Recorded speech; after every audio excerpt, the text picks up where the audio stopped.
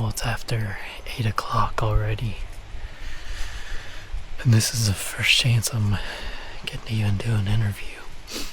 It's been covered up since I got in the stand, and I got in super early.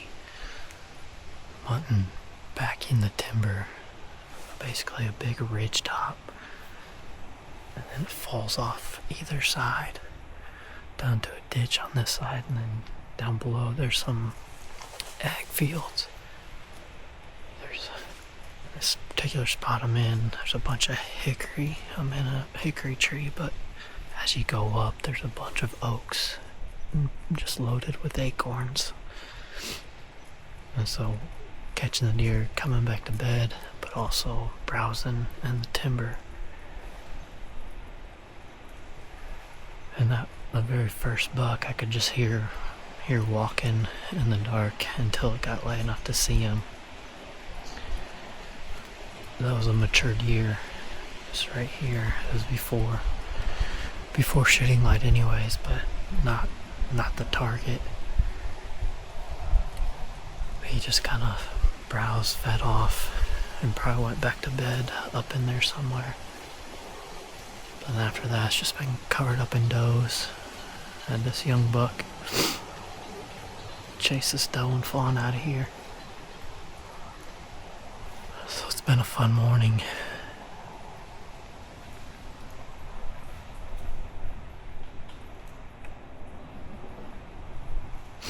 While the deer's still moving, and that buck was just here, I might try a little rattle sequence and see if I can get something to come in.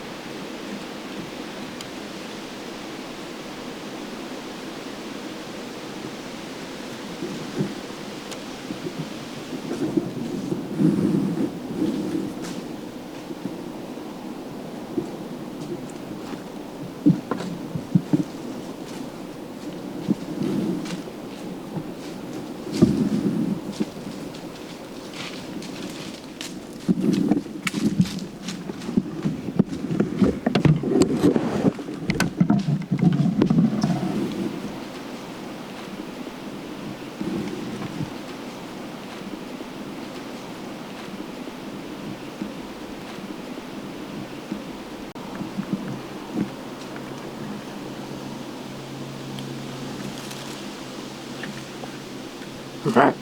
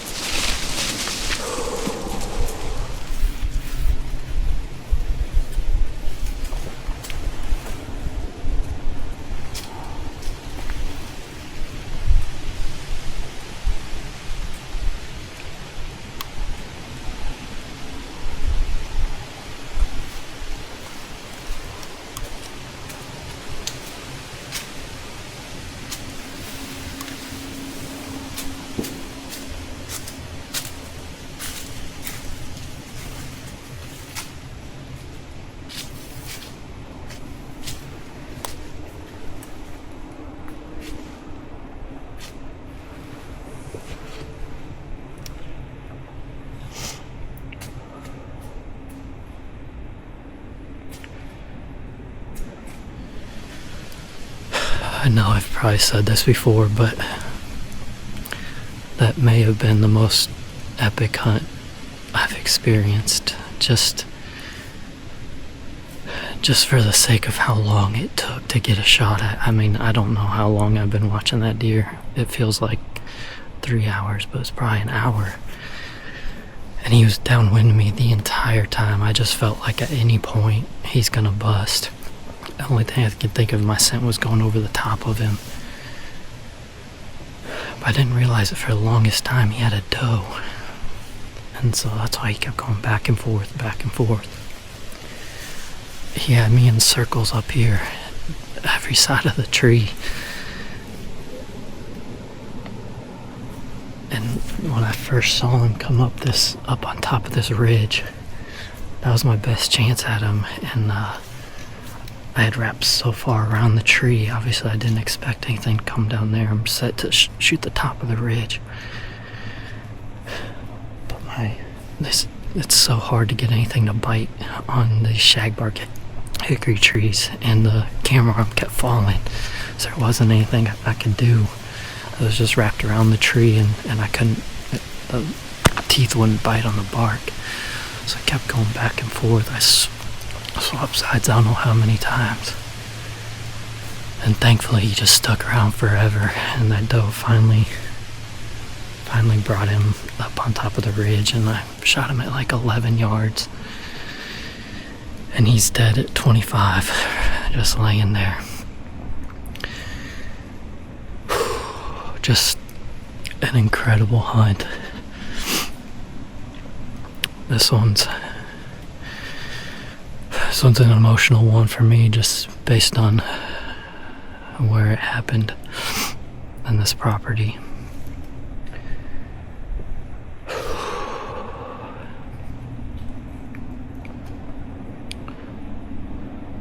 Another one I won't forget for sure.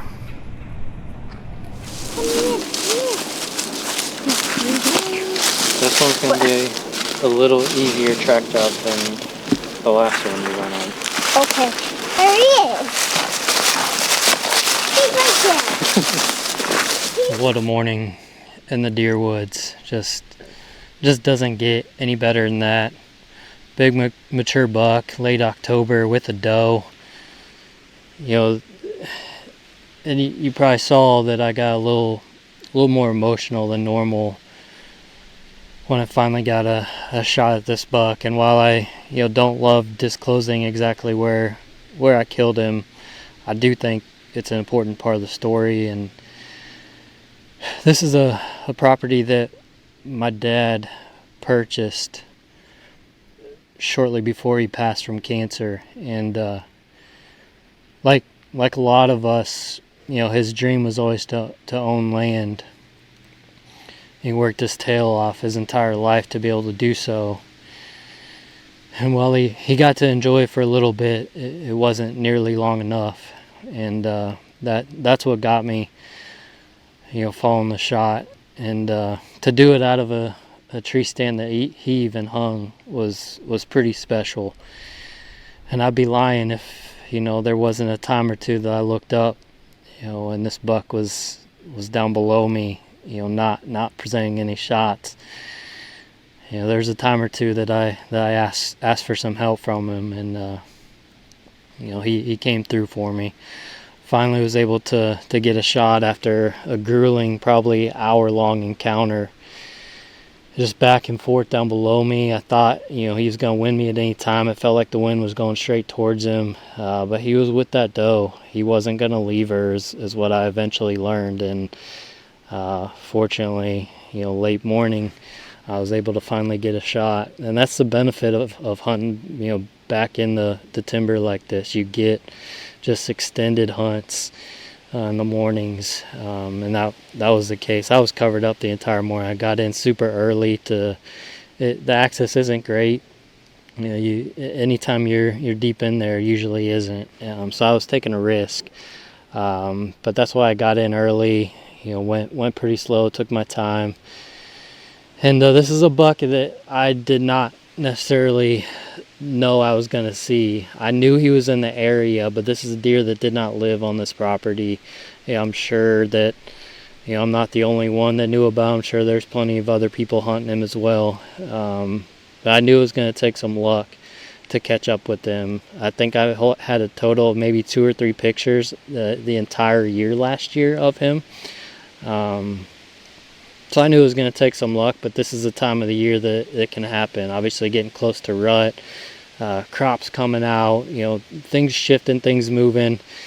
And again, it always takes a lot of luck, and I'd always rather be lucky than good. And that was the case this morning. It took a lot of luck for that to come together, especially on the filming side. It almost cost me again. I could have shot him a lot earlier in the hunt had it not been for trying to get good video. But man, super happy, super grateful for an opportunity this deer. Special to have my family come out for a little bit too, and my buddy Spencer came to help film, and just a memory that I won't soon forget. Some of the most character I've ever seen on a deer as far as deer that I've hunted. Hard to beat that, but just a special morning in the deer woods. It just doesn't get any better than this. As always, I appreciate you guys watching, and I hope it's a great fall.